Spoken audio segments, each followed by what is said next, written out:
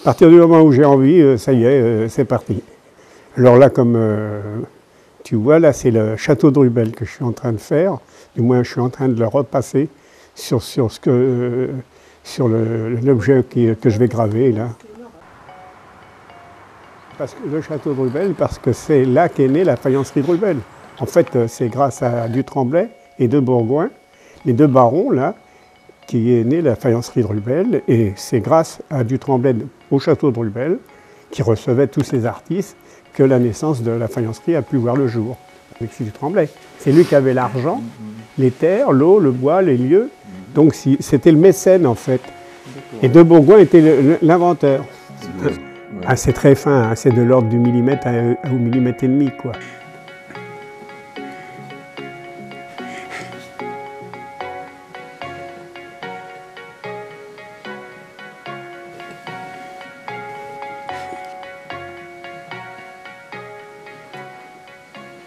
On fait pour se rendre compte si ce que tu fais, ça va à peu près ou pas. Avec de la plastiline, tu vois. Voilà, j'applique ça, je sors, et comme ça, je vois à l'envers, tu vois, je vois, toi là c'est le toit, là c'est l'arbre que j'ai, avec ses branches qui sont. C'est là-dessus que je vais faire mes empreintes en élastomère, positif et négatif, et ce sera sur l'élastomère que je ferai le moule qui ira au centre de cette assiette. Donc elle sera là en négatif. Il n'y a que quand j'aurai mis la terre dessus, la plaque de terre et tourner l'assiette, qu'on la verra après en positif. Il ne faut pas oublier de graisser le moule quand même, hein, parce que sinon ça sac. Voilà. Toc, je regarde. Voilà. C'est pour ça que c'est impeccable, parce que ça prend au micron près. Donc, c'est le liquide, hein, c'est-à-dire que c'est de l'élastomère caoutchouc synthétique d'aujourd'hui, hein, que l'on coule sur le modèle, et on va attendre 6 heures. Une fois qu'il est pris, on va le démouler. Hop, et voilà. Et voilà. Voilà, donc ça c'est bien démoulé. Comme ça, tu vois, j'ai pas perdu. J'ai rien perdu. Et voilà. Et voilà. Et ça c'est le modèle qui va me servir à faire mon moule. À partir de là, je vais faire un moule en plate là-dessus, que je vais transposer sur le centre de l'assiette. Ça, c'est l'empreinte. Ça, c'est la deuxième empreinte pour pouvoir faire le moule en plâtre. Pour ça, il faut que je fasse attention.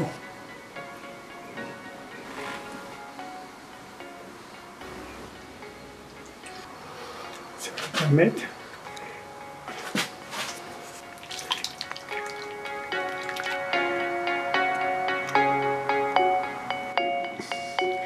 Essaye de passer partout. Oui.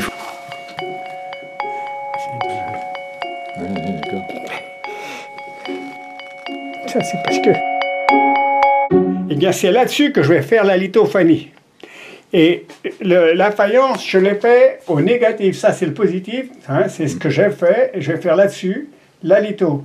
Pour la faïence, c'est le contraire. C'est le moule qui va sortir de ça. je vais le faire de façon à lui donner la forme qu'il va avoir dans le fond d'une assiette.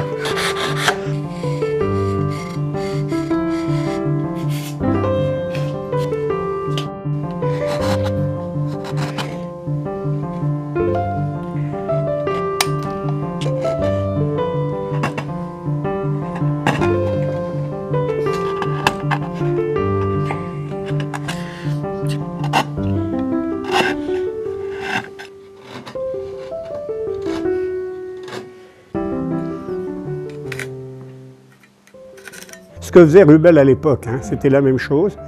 Je vais l'incorporer dedans et c'est à partir de là que je vais pouvoir faire une assiette avec le modèle. Voilà, ça c'est le moule d'assiette. De 10 kg qui viennent de Limoges. Hein. Maintenant, c'est à peu près la terre qu'employait Rubel parce que c'est la même texture et à peu près la même blancheur. Voilà, donc ça se livre comme ça, je fais des tranches. À peu près.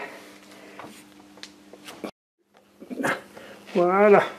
Attention, je recule. Voilà.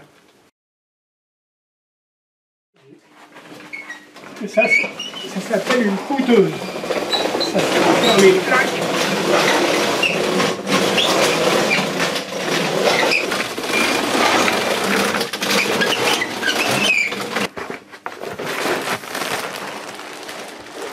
Voilà. Attention, reculez. Voilà. Alors, on se sert des réglets de calibre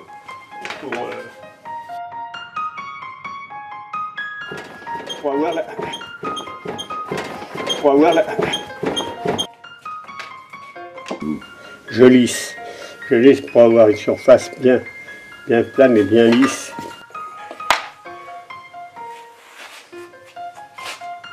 Ça donne, comme ça, on a un dessin qui est parfait, parce que si tu ne l'as pas lissé, tu vas avoir des défauts.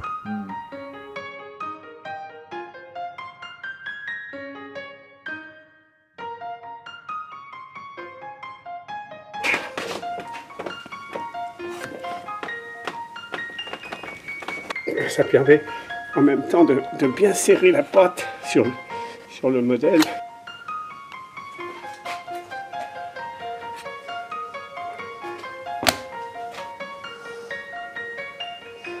Alors ça, c'est le talon de l'assiette que je prépare.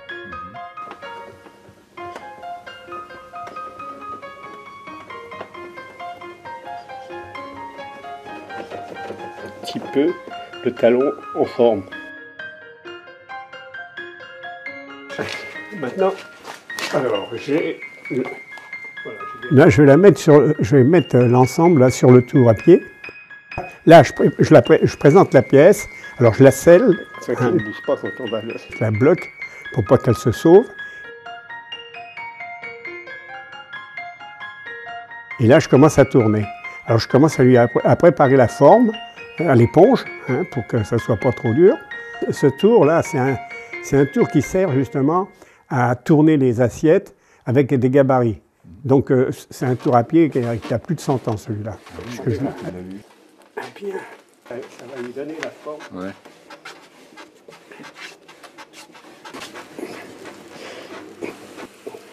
Je l'ai acheté dans le Midi à une vieille artiste qui le tenait de son père. Alors, elle avait 80 ans, moi il y a plus de 20 ans que je l'ai, tu vois, ça fait... Il a au moins 120 ou 130 ans. Ah, c'est une pièce de musée.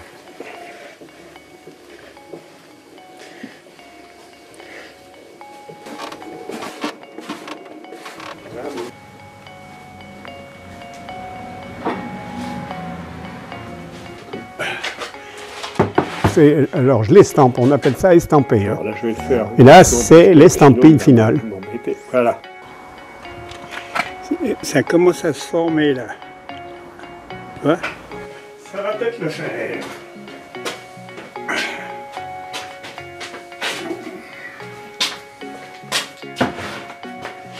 Tu vois là, on sent, tu vois, là, il a commencé à plus ou moins se décoller. Donc je vais pouvoir le décoller.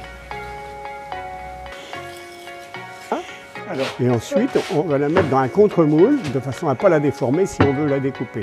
Si on regarde bien, hop, Wow. et voilà.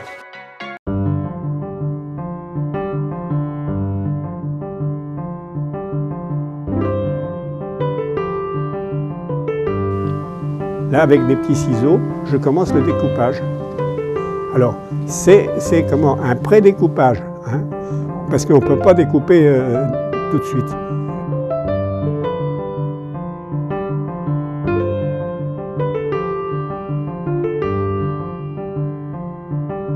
Là, ben, je vais encore passer les 3/4 d'heure.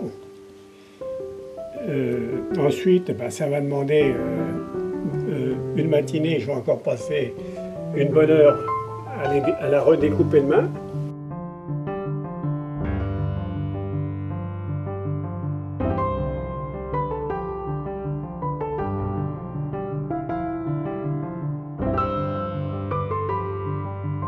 Et le lendemain, on reprend et on reprend tous les petits trous là, on les affile bien.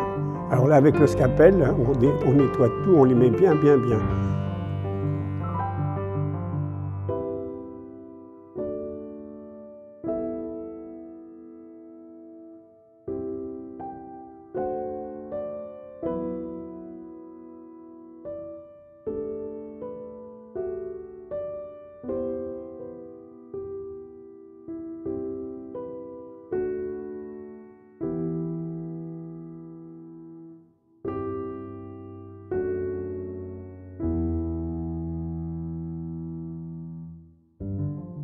Ça paraît fouillis, mais finalement tout est à portée de main. Ouais. Tous mes outils, tous les matériaux sont à portée de main, ce qui fait que je n'ai pas à me déplacer.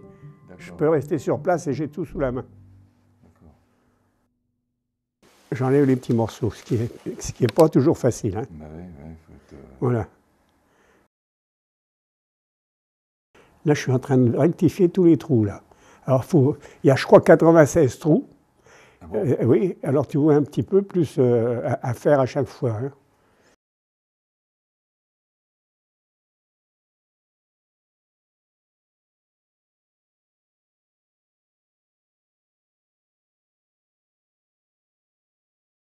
Là, je suis en train de mettre en forme les petites étoiles.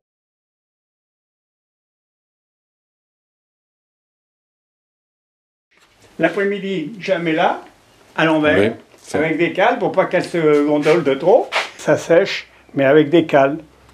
Quand ça va être sec, je vais poncer tout ça.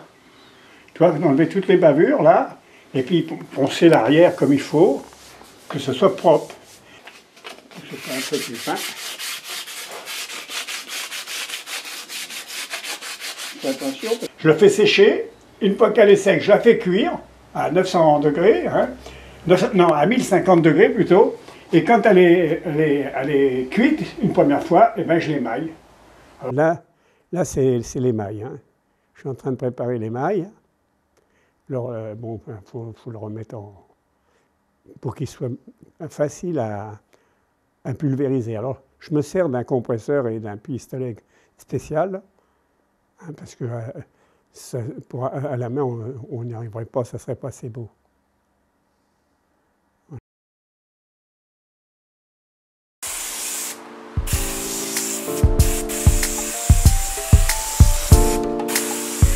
Quand je fais plusieurs couleurs, la première couleur, par exemple là je fais ça, je vais nettoyer tout le reste.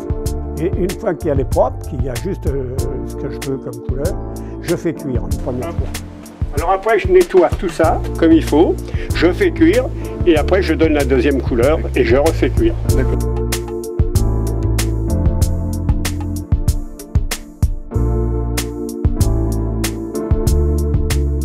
Alors là c'est la phase cuisson.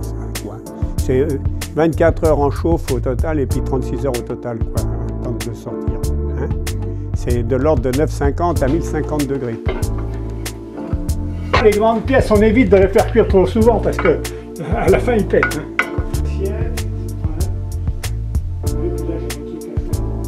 Non, je peux pas.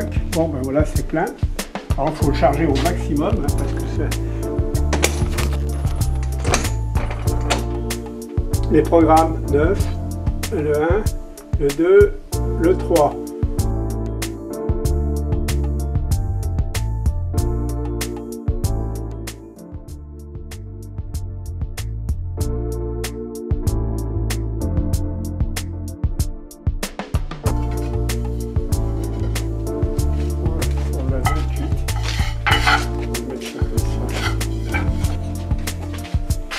Voilà, donc il y avait vert et il y a aussi le brun flammé qui ressemble un peu au Valoris.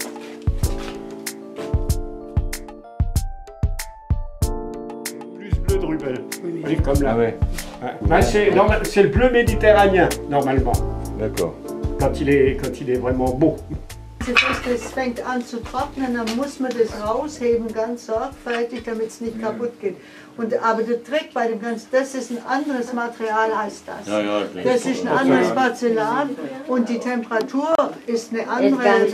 Und deswegen wird es dann durchsehen, das haben wir ja vorher gesehen. Ja, die zwei gleichen Sachen, bei einer Temperatur hat man nicht gesehen und bei der anderen Temperatur konnte man durchsehen.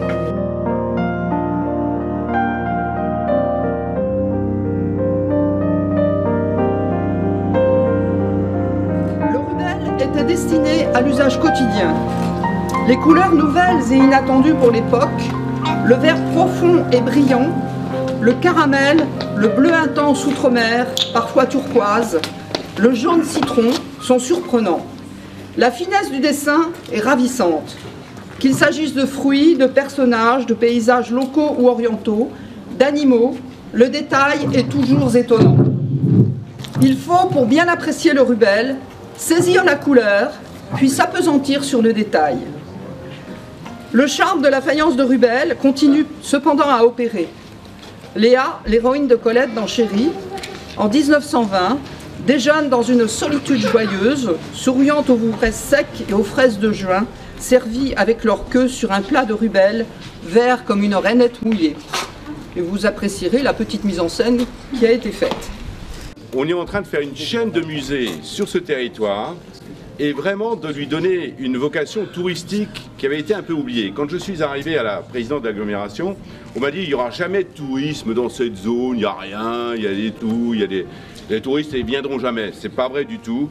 On va faire la coulée verte qui ira de la gare jusqu'à Vaux-le-Vicomte, le long de l'Allemont.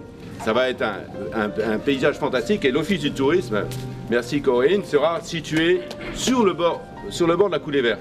Et on va remettre des anguilles dans l'Allemont. Il y a plein de choses à faire. Il suffit qu'on se prenne en main. Et l'agglomération est là pour bouger les choses. C'est fantastique.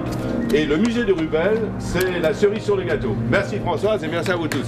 On va associer la visite de la Maison de la Faïence soit à d'autres visites sur le territoire de Melun-Val-de-Seine, soit spécifiquement on visite la Maison de la Faïence et autour on va essayer de faire un petit tour de Rubel et de présenter les attraits de la commune. Vous savez, il y a un certain nombre de choses qui en Seine-et-Marne méritent d'être mises en valeur et qui font la renommée du département de Seine-et-Marne. On a l'habitude de parler du Brie de Melun, on a l'habitude de parler du Brie de Meaux, on a l'habitude de parler de Barbizon pour ses peintres, de Fontainebleau pour son château, etc. Tout ça représente, mais c'est vrai que la faïencerie de Rubel, c'est quelque chose de très important pour le département de Seine-et-Marne et qui ne fait que mettre en valeur, en plus de ça, notre patrimoine et puis aussi notre savoir-faire, les qualités de ce département. Il y a beaucoup de choses comme Noisiel et sa chocolaterie, etc. La faïencerie de Rubel, c'est quelque chose d'excessivement important. Voilà.